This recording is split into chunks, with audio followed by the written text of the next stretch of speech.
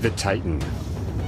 This small revolutionary submersible was developed by American company OceanGate to transport wealthy tourists to the world's most famous shipwreck, the Titanic. The OceanGate Titanic experience. There's truly nothing else like it. You dreamed about years, and now you are here. This was amazing. Except that on June 18th, 2023, the adventure turned deadly. Less than 2 hours after its descent, the Titan vanished, with 5 people aboard. Over 4 days, the world held its breath in the hope of finding the passengers alive. They're stuck in this tiny tin can at the bottom of the ocean, in the cold and in the dark. I imagined that they were alive inside the submarine and how awful it would be if they weren't found. It's a bit of a nightmare for everyone on board. You could compare it with the proverbial burying alive. The terrifying countdown to the tragic ending captured international headlines. The world reeled when debris from the submersible was found near the wreck of the Titanic. What went wrong? Was the disaster caused by a design flaw? Or was it a matter of pilot error? The submarine can get caught on cables or other parts of the wreck. You may be trapped. A blackout. The submarine found itself with no electricity, no lights, no communications. That's when its journey to death and destruction began. Now, through extraordinary archive materials and 3D reconstructions, we are going to recount the tragedy of the Titan and the various scenarios of its ill-fated, deadly descent. Interviews with experts, former passengers, and the victims' families will take you to the bottom of the greatest catastrophe in the history of underwater exploration.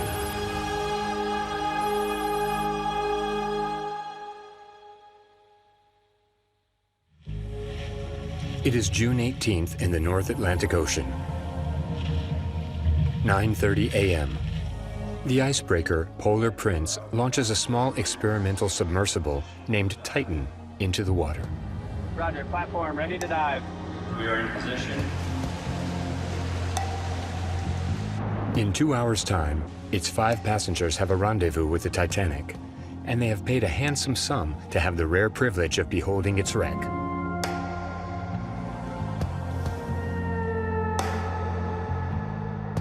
Among them, 3 thrill-seeking tourists.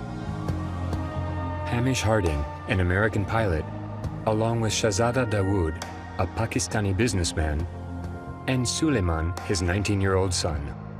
Their tour guide is the world specialist on the Titanic, Frenchman Paul-Henri Najolet. If he was offered an expedition to the Titanic, that was his priority. It had always been his passion, and I thought it was a nice opportunity for him to go and see the Titanic once again. Stockton Rush, the Titan's pilot and inventor, completes the crew. However, nothing predestined this millionaire's son to go and inspect the wreck of this famous ocean liner. Because initially, he wanted to become the first man to ever set foot on Mars. But despite having a degree in aerospace engineering under his belt, his dream abruptly came crashing down during a routine medical checkup. He was found to have eyesight problems, then he came up against a lot of brick walls that he couldn't buy his way through, so he couldn't go to Mars. So it was through this disappointment that Stockton Rush changed course. He turned to underwater exploration, and right away he set his sights high. Stockton Rush was someone who very much wanted to be a pioneer in deep ocean technology. What he wanted was to be recognized as some kind of Leonardo da Vinci of the deep sea. Little by little, he got this idea in his head, that of transforming the depths of the ocean in the same way that Elon Musk and Richard Branson had done with space into a tourist area. In 2009, Stockton Rush founded OceanGate, a private company that wanted to offer a unique experience for tourists. The OceanGate Titanic experience. There's truly nothing else like it. Something never seen before. He wanted to make his mark on history by creating an inexpensive, efficient submersible that anyone could pilot and which would allow people to visit the wreck of the Titanic and even other wrecks as well. But to achieve that, he had to design a submersible that would be capable of taking the tourists down to a depth of 3,800 meters, 2.5 times the depth of the Grand Canyon. Another major constraint to take into consideration, the pressure of the depths. Because the final resting place of the Titanic is the most hostile environment on the planet, the abyss. The pressure exerted there is 380 kilos per square centimeter. The analogy we use is that of a big elephant standing with all 4 feet on a can of soda.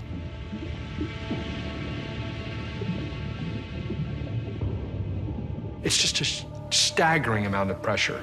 It's like God's own hammer, hammering the material over and over again. And to dive on the Titanic is very much like going into outer space. And so therefore very few people have been there. But that didn't stop Stockton Rush. After 10 years of work and the creation of a prototype, he arrived at the final version of this submersible, named Cyclops 2. Following a set of encouraging tests, he decided to change its name. They changed the name to the Titan. It was mimicking the Titanic itself, which was claimed to be unsinkable. Now, an old tradition in the sea is that it is always bad luck to rename a ship. A bad omen for a pioneering submersible, designed to explore the most famous shipwreck site in the history of commercial sea travel.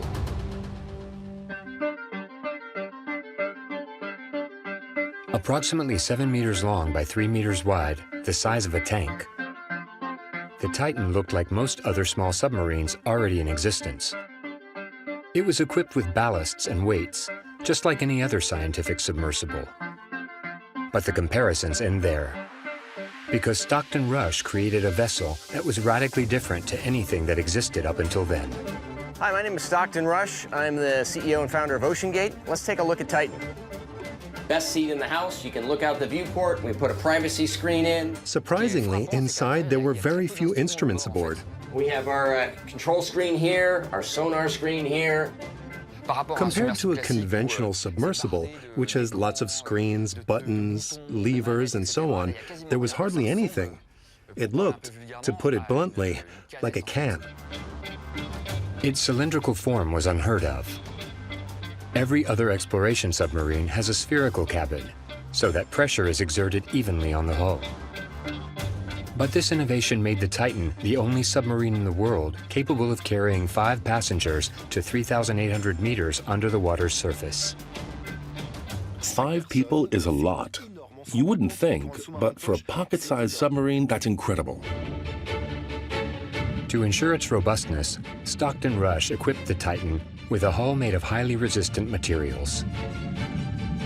The 2 ends of the submersible were made out of titanium, a virtually indestructible component which had already proved its worth in the deepest depths of the globe. But the central section was made out of a very innovative material. Stockton Rush chose a revolutionary material because it was light, easy to assemble, and inexpensive: carbon fiber. It is used in the aeronautical and aerospace industry. It has excellent properties, but had never been tested at such depths before.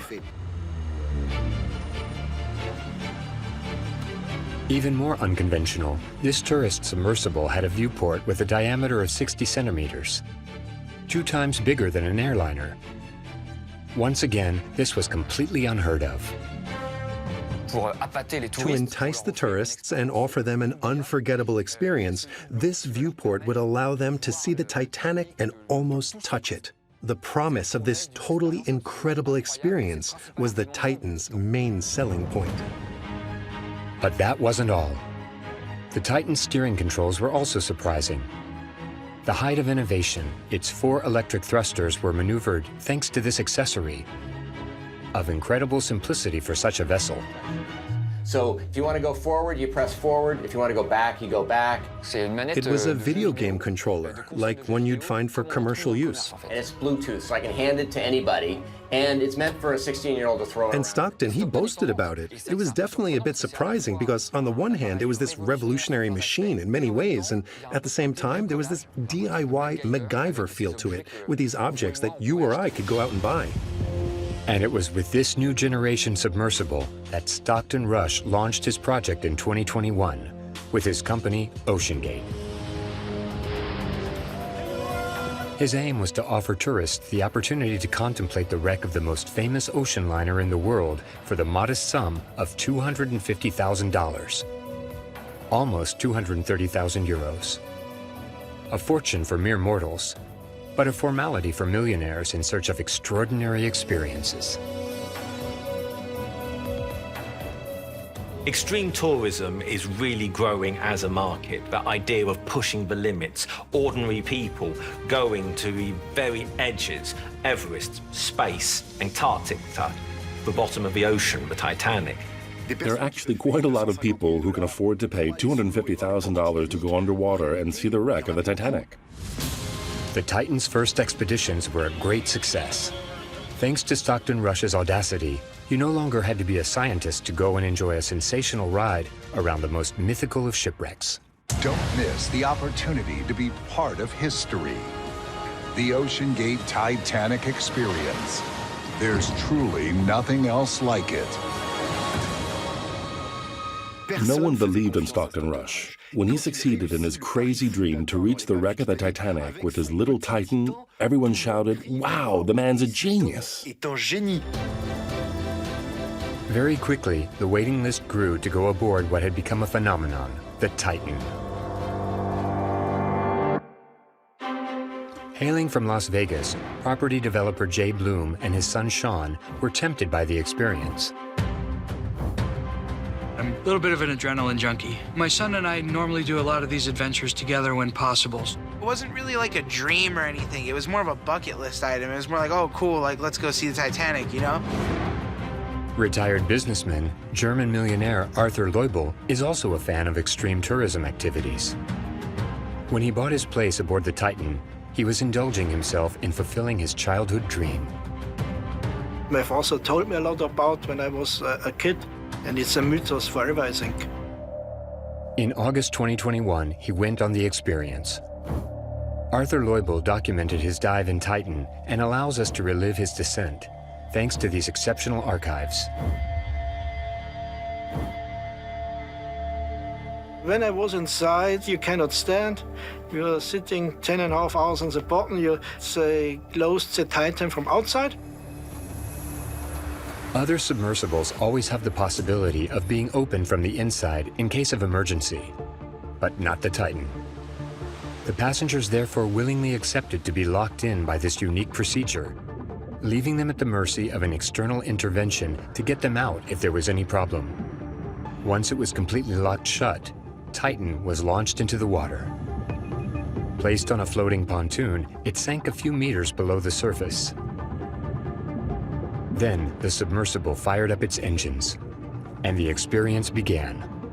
A sensational dive to the depths of the ocean.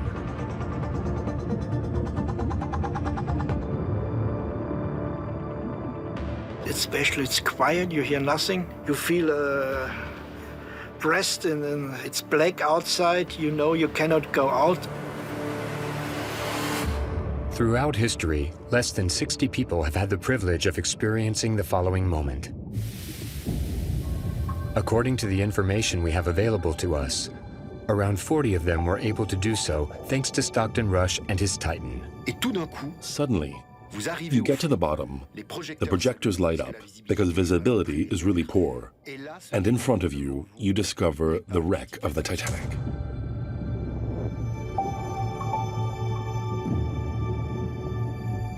Hundreds of tons are losing your body. You become happy. You dreamed about years. You paid a lot of money for this, and now you are here. This was amazing.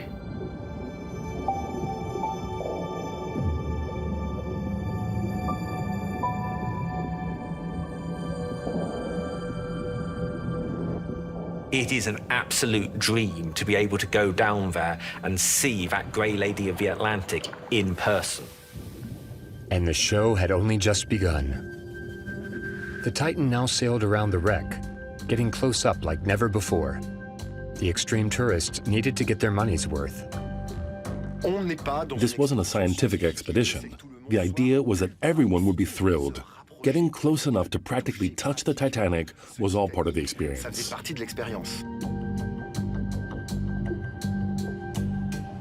So we have go 2 times around the Titanic, and 2 times we sitting on the deck. Going over the bridge and seeing where the captain perished and seeing where the lifeboats had been sent into the ocean. And you can just in your own mind think of what it must have been like to be on the ship when it went down. For me, I had the feeling I am now live 1912 on board because PH was telling us everything. More than just a guide, Paul-Henri Nargeolet was Mr. Titanic. The French explorer had dived down to the wreck almost 40 times as submarine pilot for Ifremer, the French National Institute for Ocean Science and Technology. Thanks to him, more than 5,000 objects from the ocean liner have been brought back up to the surface and keep the memory of the shipwreck alive. The Titanic was like his big brother. That's how it was. Sometimes I was a little jealous because I said to myself, he prefers to spend more time with the Titanic than his family. Paul-Henri Nargeolet couldn't have imagined that the wreck of the Titanic would become his tomb. Sunday, June 18th, 2023. It's 9:30 a.m. Back to the Titan with its 5 passengers on board. Roger, platform, ready to dive. In 2 hours' time, Stockton Rush, Paul-Henri Nargeolet, Hamish Harding, Shahzada, and Suleiman Dawood have a rendezvous with the Titanic. They begin all the usual procedures. Everything seems perfectly ordinary. They've done this plenty of times before. Number 1 requirement when you dive in a deep ocean submersible. There is one. You come back. Other than that, everything is secondary. As the capsule closes, they don't know that their fate is sealed and that they have just signed their own death warrant. Titan ultimately disappears beneath the waves. One person takes a photograph. It's a nice little souvenir, but nothing particularly remarkable. They're following the descent. And then suddenly there's silence. That's never a good thing.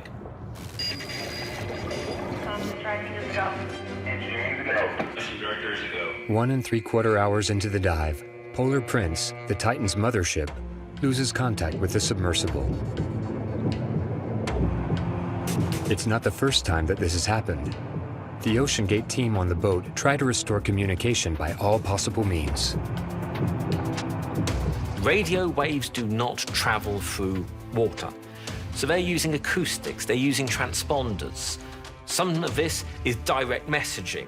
Communication has obviously gone wrong, so they're aware that something is up. On the previous occasions when they had lost contact with the Titan, it had reappeared a few hours later. But after 8 hours without any sign of life coming from the submersible, something is up. There is growing concern. That is a long amount of time which they're waiting, knowing that something is wrong, but unable to help. The expedition team leaders have no other choice but to call for help and alert the Coast Guard. The news is immediately made public by the media. In just a few hours, Titan's name circles the globe. Tonight, near the site of one of the 20th century's worst ocean disasters, a new undersea drama is unfolding. Correm contra o tempo para encontrar o submarino que simplesmente desapareceu. Ce petit sous-marin, il y avait 5 personnes à son bord. Eksperymentalnej łodzi podwodnej Titan. El Titan. Sí, Titan. Y otra cosa es que el sumergible. Teams hätten mehrfach Klopfgeräusche. A mí me gustaría, Antonio. It was everywhere. It was inescapable.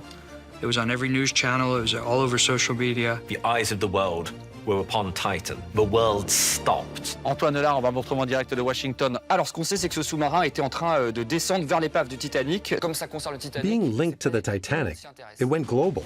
Everyone was interested. There was even this on-screen countdown with the seconds, minutes, and hours ticking away, and people were glued to their screens. Scotchés devant leur télé. The faces of the Titan's 5 occupants were broadcast across the world. Sidonie Narjolet is Paul-Henri Narjolet's daughter. She remembers the moment when she heard the news. It was completely surreal for me. I was telling myself it was my dad, and that nothing could happen to him. It was impossible. What happened aboard the Titan? In the first few hours of its disappearance, many theories were flying around. Was it drifting somewhere on the surface? Or stuck at the bottom of the ocean? The entire planet was imagining the nightmare that its occupants would be going through if they were stuck in this little submersible in the middle of the North Atlantic Ocean. If a submarine doesn't come up to the surface in 24 hours, then you have a problem. A big problem. We're going to bring them back. You always have to have that hope. You don't give up. After 8 hours without any news, there is still a real hope of finding them alive. But time is of the essence. Because the 5 passengers have oxygen reserves to last them 4 days, that's 96 hours. If they aren't rescued by then, they could die of asphyxiation. We are waiting, tick-tock, tick-tock, as the oxygen runs out, and we wait for some news from the Titan that doesn't come. These are all ingredients of a horror film. Actually, a scriptwriter could have written this film. The clock is ticking down, and this is an absolutely immovable deadline.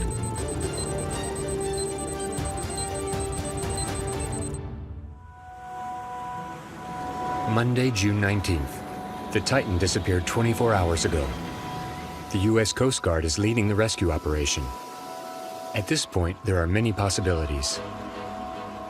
The Titan could very well be stuck at the bottom of the ocean or have come back up to the surface with no way of communicating its position. Much like an earthquake situation, speed is the utmost urgency. Those first few hours, the best opportunity to actually find people to get them okay. American and Canadian military planes are patrolling above the ocean, trying to spot Titan on the ocean surface. Finding it is a huge challenge because the search area is gigantic. 20,000 square kilometers with a depth of 4,000 meters. It will be easier to find a grain of sand in a haystack. It's very, very difficult. They even asked airlines who were flying over the area to keep an eye out in case they saw the Titan on the surface. It is white. If it was yellow or red, it would be easier to find, but that's not the case. With the white clouds and the foam of the waves, that makes it extremely hard to spot. It's a Titanic mission, and its correct execution could have decisive consequences on the lives of the passengers. In this first scenario, they would be trapped inside the Titan, locked in from the outside, even though they can see daylight. I was very afraid of them being alive, but of knowing coming to their rescue. I was scared, above all, that they would run out of oxygen. But there is no trace of the Titan at the surface. In the meantime, the rescuers are attempting to probe the ocean depths in the area around the wreck of the Titanic. To do so, they have a formidable tool at their disposal, the sonar buoy. They act as the ears of the sea rescue team. A sonar buoy is basically used to listen to what's happening beneath the sea's surface and to pick up sounds that could potentially detect the Titan. These highly powerful military devices are capable of detecting sound within a radius of several kilometers. Rescuers drop these sonar buoys in the hope of finding a sign of life given off by the Titan and its occupants. But after a day's searching, there is still no trace of the submersible in distress.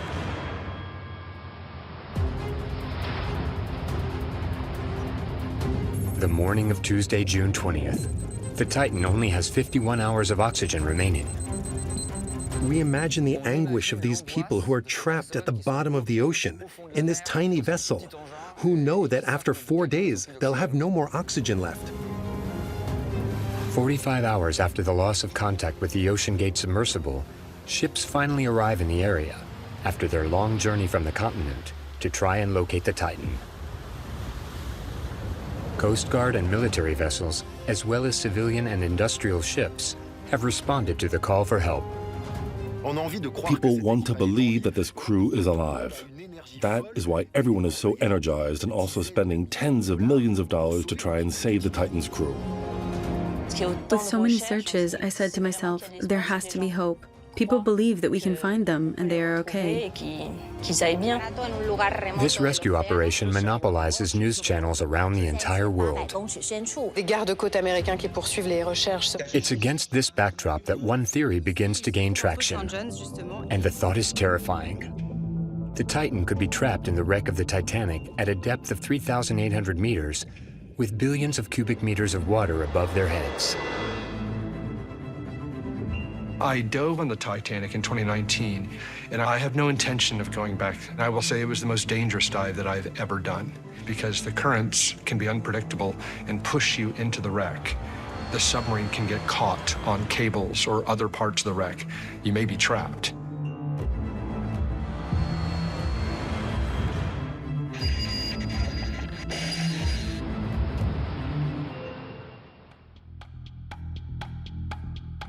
The possibility of such a scenario is chilling. But at the Coast Guard headquarters in Boston, it is being seriously considered. So how can they find out? At that point, the rescuers are blind with no idea what's happening underneath the water. There is no other option. They will have to dive down to the wreck of the Titanic to search for them. But for logistical reasons, that is no easy task. There are so few manned submersibles that can go down to 4,000 meters. More like about, and most of them are not in operation any longer, and most were not in that location. However, there is a solution: underwater robots. Remotely operated vehicles, or ROVs. That's where you have a pilot looking through the camera in the ROV, piloting it, and it has manipulators so it can actually do things. As luck would have it, two of them are available: the American rover, Odysseus 6K, and the French robot 6000 from Ifremer. However, they are far away from the search area. They are urgently transported to the North Atlantic Ocean. Their estimated arrival is Thursday at dawn, but time is running out. If the Titan's crew is still alive, they will have less than 4 hours of oxygen remaining by then. When the robots get there, the rescuers will finally be able to see what's going on in the wreckage of the Titanic and then potentially find the Titan. These sophisticated pieces of technology are the rescuers' best chance of finding Titan and its 5 passengers.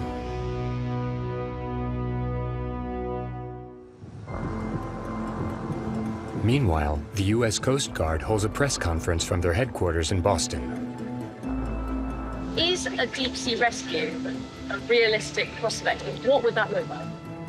Well, I can't tell you exactly what it would look like. I would tell you that, we are out there, we're searching and putting all effort out there. Normally, Americans are always very optimistic, but not this time. Despite an intensive 3-day search, the Titan can't be found. For their families, each hour that goes by without any news of their loved ones brings more heartbreak. There were difficult moments when I thought, is it over? And then others when it was, no, you have to believe it might be okay. Wednesday, June 21st. The Titan disappeared 3 days ago. If its 5 passengers are still alive at this stage, they have less than 20 hours of oxygen remaining. But just as all hope appears to be lost, there is some good news.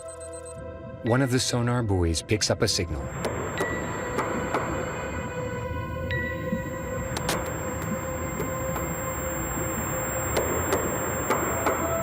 Noises start being heard, bangs coming from somewhere beneath the sea.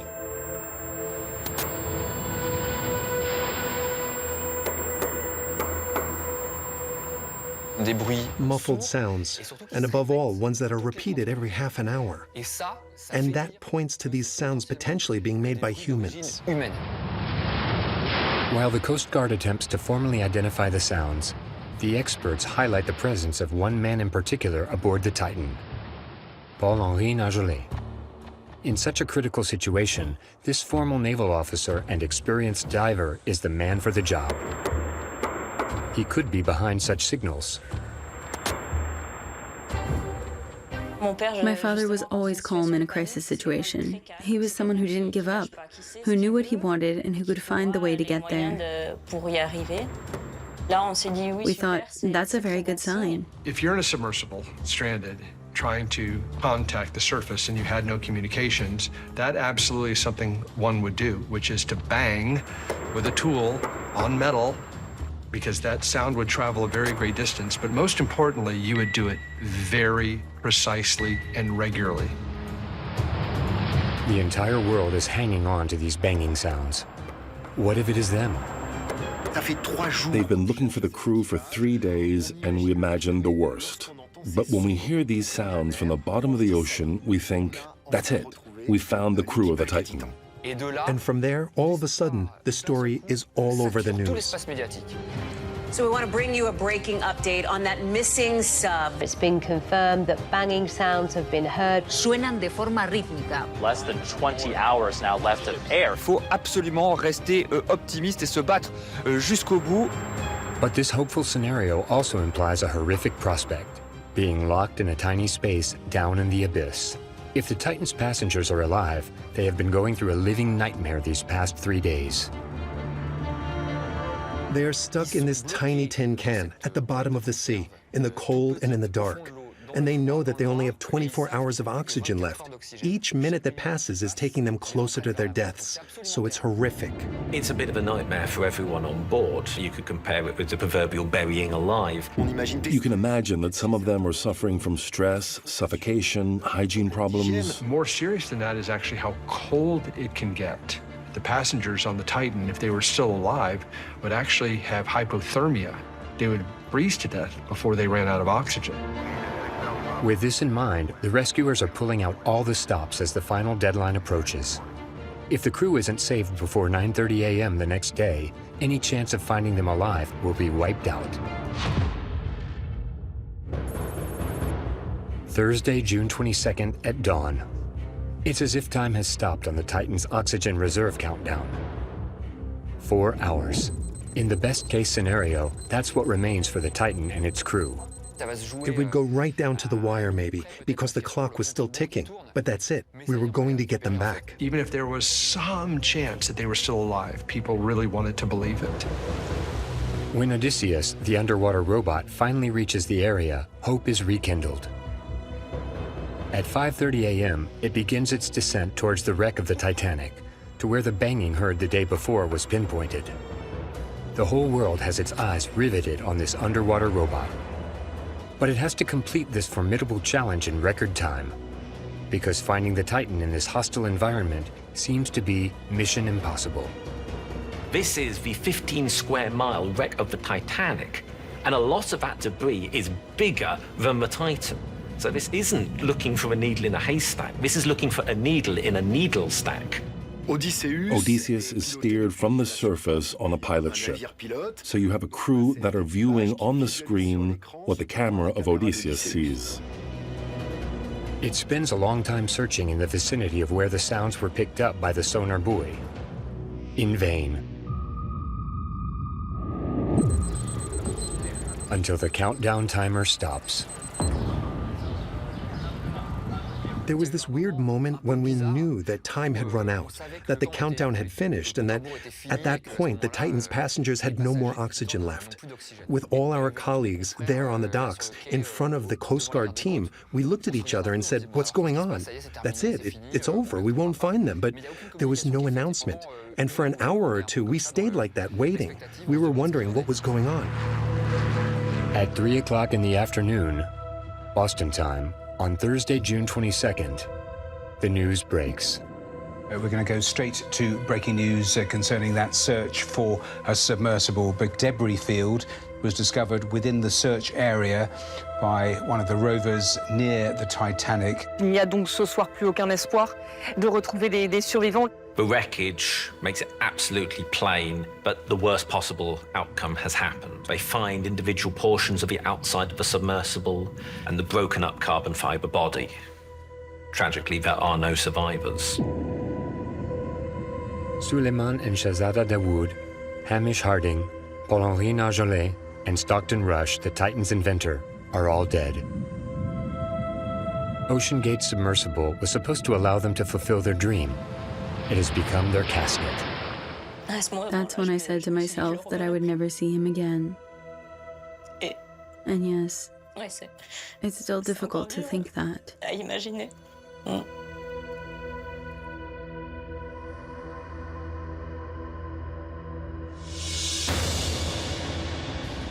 This is the grim epilogue to an unprecedented rescue operation with its many twists and turns, which for a long time prolonged the hope of finding them alive. These knocking sounds picked up in the ocean were just a false alarm. The noises were not Titan. In fact, more ironically, a lot of them were actually Titanic. As the wreck slowly deteriorates, the deep-sea currents are gently moving things. After this tragedy, it was time for the questions. What had happened? Was this tragedy a predictable outcome? Several alarming signs suggest so. Because while some wealthy tourists had fulfilled their dreams of seeing the Titanic with their own eyes, the expeditions of the Titan weren't all great successes. Far from it. In reality, during the 3 years that the submersible had been in operation, the majority of the dives didn't even reach their destination. Out of 90 dives, 13 reached the Titanic. That means that this was a complicated expedition, which wasn't always successful. In fact, it was rarely successful. Technical problems that meant that missions had to be aborted on a regular basis. Loss of contact with the surface, failure of the onboard computer or the sonar, and even loss of control of the submersible. A communications problem is really a big technical worry because it renders the Titan blind, both for resurfacing and for moving about over the ocean floor. It was a dive before my dive. The battery system failed, and they have no energy, so they have to make an emergency dive up. But what exactly the reason was, they don't tell us. As a result, passengers who had paid for their descent were obliged to come back up to the surface without having seen the Titanic. As well as having been frightened by their experience, they weren't always refunded by OceanGate. The result? Through word of mouth, fewer and fewer people wanted to board the Titan. In my opinion, it was a disaster for commercial. I was talking with him after the dive. I said, we have so many dives that are not working, that's not good for commercial. And he said, yes, his shareholders are not very happy at the moment. And also he was asking me, maybe, are you interested to be a shareholder from us? But that's nothing for me. Stockton came to see me in Las Vegas. He was really pushing hard for us to go. He assured me that it was safer than flying a helicopter or scuba diving, and I told him that my son had some safety concerns. I actually found that video of Stockton explaining how the submarine was controlled with that game controller. So if you want to go and I asked Stockton about it, and he got mad at me when I asked the questions, and he texted my dad that I was misinformed. So ultimately, I just told my dad, I'm like, yeah, we're just not gonna go because this guy is out of his mind. Faced with this kind of attitude, Stockton Rush knew that his company's success was in jeopardy. He would do whatever it took to convince Jay and Sean Bloom. To the point where he offered me a $100,000 discount for each of us. So instead of $250 a person, it would be $150 a person. And we were just like, bro, like that's not the problem here, you know? No, he was definitely struggling to sell those tickets, and then unfortunately he found people that bought him. It was another father and son that took our place, those specific tickets. This father and son were Shahzada and Suleiman Dawood. They weren't worried about the submersible's reliability, and they paid the full price to be part of the expedition. Just like Hamish Harding. One of my friends, Hamish Harding, died, and I told him not to get in that submersible, but each individual has to make their own decision. However, a form could have dissuaded them at the last minute. Before going aboard, they had to sign a discharge in which the risk of death is mentioned 3 times on the first page. A mere formality or a prophetic document? Ever since the Titan was built, various underwater explorers were convinced that people would die. Some directly warned Stockton Rush, but he refused to listen to them. We routinely said that he was going to kill people, and he disagreed. I know the Navy, the U.S. Navy raised the issues. Bob Ballard raised the issues. James Cameron raised the issues with him. He was not receptive to constructive criticism. You either agreed with him or he wasn't interested in what you had to say. Worse still, when in 2018, the director of marine operations of OceanGate, David Lockridge, sounded the alarm and pointed out reliability issues with the Titan prototype, in particular with the viewport glass. The reaction of his boss, Stockton Rush, was categorical. Stockton Rush brushed aside all of Lockridge's comments and fired Lockridge, and even said to him, "You're no longer in line with the company's philosophy. You're out of here." And even worse than that, Stockton Rush also decided to free himself from any certification for his submersible, something which is like a crash test for every submarine.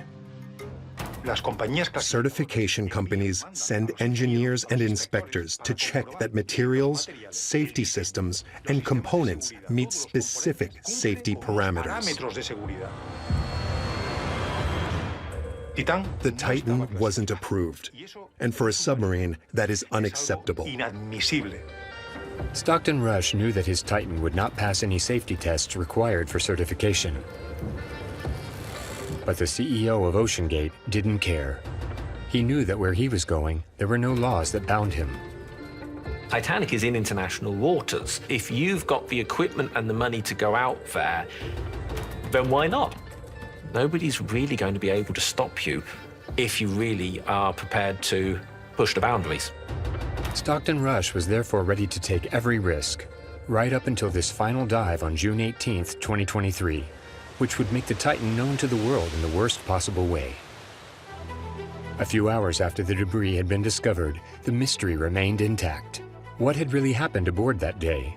On the docks of Boston, journalists were on tenterhooks waiting for the first pieces of information. We wanted to know what had happened. We wanted to know how they had died, in what circumstances. My father didn't have a death wish. People ask me why he went in the submarine. He believed in that submarine. The final press conference of the Coast Guard would provide the first piece of the puzzle. The debris is consistent with the catastrophic loss of the pressure chamber. And he explained that the Titan had imploded during its descent. An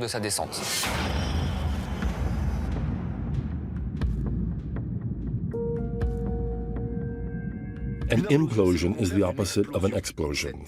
This external pressure wanted to get inside and crushed everything. From the initial findings of the investigation, the experts believe that this implosion would have likely occurred at the moment that communication was cut, 1 3/4 hours after the dive began.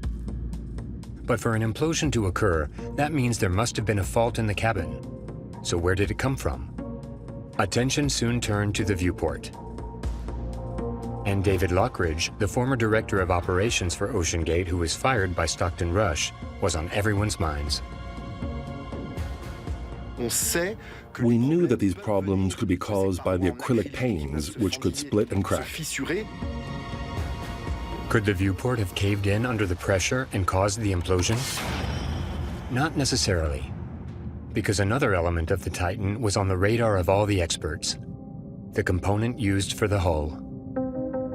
Il est fait de fibrocarbone. Ein Zylinder ist aus Carbonfasern. A carbon fiber, kind of an experimental craft. So it's a very unconventional design, and I must confess that I was very concerned.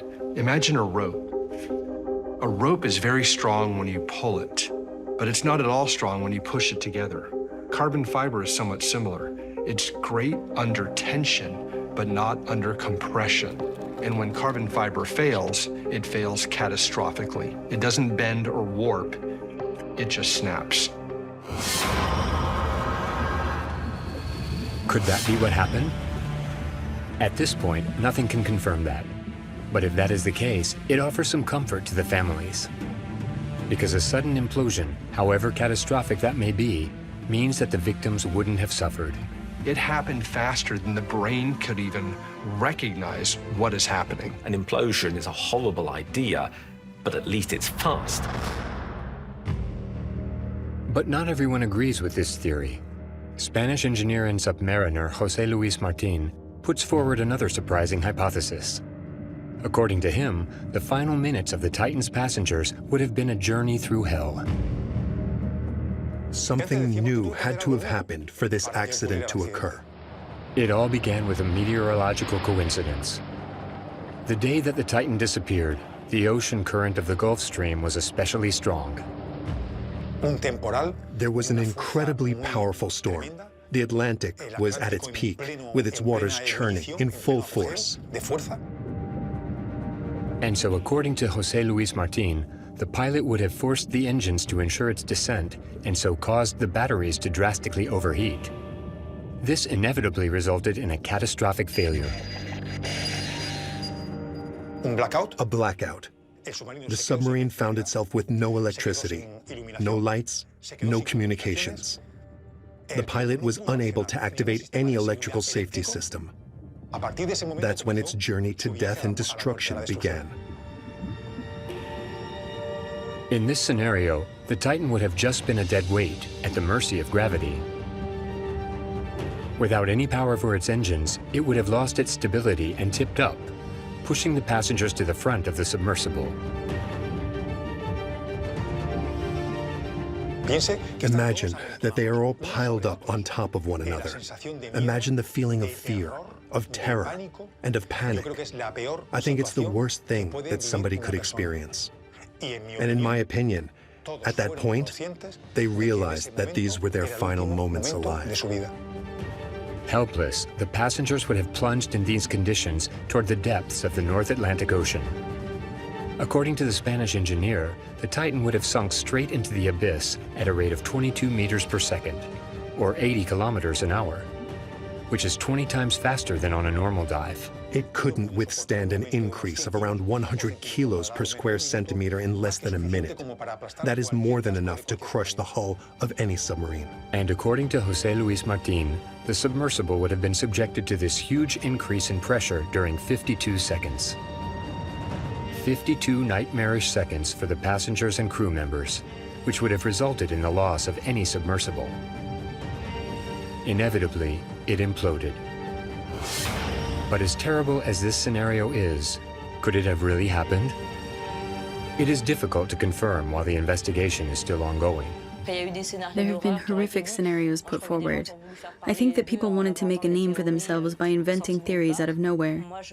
Personally, I believe that they didn't see it coming, and that they were there, happy, saying to themselves that they were going to see the Titanic. That's what I tell myself. 5 days after the discovery of the Titan's debris, human remains were brought to the surface with the aid of the robots. A final consolation for these families who needed to start the grieving process. They managed to get their DNA, so they should be sending us things that have their DNA. But we don't know when, and we don't know what that is. And it's not nice to imagine what it could be. Other pieces of debris from the Titan, some parts of which remain almost intact, have also been recovered. Analyzed by experts, they will offer precious clues to answer the questions on everyone's lips. If the Titan imploding is the most likely scenario, what caused it? Would the passengers have been aware that they were going to die? And above all, since Stockton Rush died with his creation, who will have to assume responsibility for this tragedy? Who is responsible for these 5 deaths? Who didn't do their job properly? Son travail. Unlike aircraft, there's no black box, there's no data recorders for the Titan submersible. The investigation will come to solid, definite scientific conclusions, but it's got its work cut out for it. It will undoubtedly take several years before the investigators deliver their findings. Will the Ocean Gate Company and its owner, Stockton Rush, be found guilty of serious safety breaches? Complaints have been filed. There will be trials, that's for sure. The commercial aspects caused them to have safety protocols that weren't as stringent as they needed to be. It was inevitable that the Titan would implode. This tragedy will long be remembered. The whole world followed the unbearable suspense of the search, in the hope of finding the Titan's passengers safe and sound. But there was no happy ending. More than a century after it sank, the Titanic had just claimed 5 new victims. I feel horrible for the father and son that ended up going, and it's crazy because we were very, very close to going on that trip. Like, thank God we didn't go. One final consolation for Paul-Henri Nargeolet's daughter. Her father would have lived his passion for the Titanic to the very end. My father had an extraordinary life. He was happy to be going to see the Titanic one more time. For him, it would have been a good way to die. But for me, as we don't have a body, there are still times when I think, maybe he'll come back. I don't know. While there are still thrill seekers out there, extreme tourism will have a bright future ahead of it. I have a ticket to space by Richard Branson, and it should be working maybe next year. From the deep to the space, yeah. It all comes down to money. It all comes down to someone who's willing to do it. If Elon Musk said, hey, do you want to go on a ride? I'd say sure. But with all due respect, if you invited me to go on a rocket ship that you built in your backyard, I would probably decline.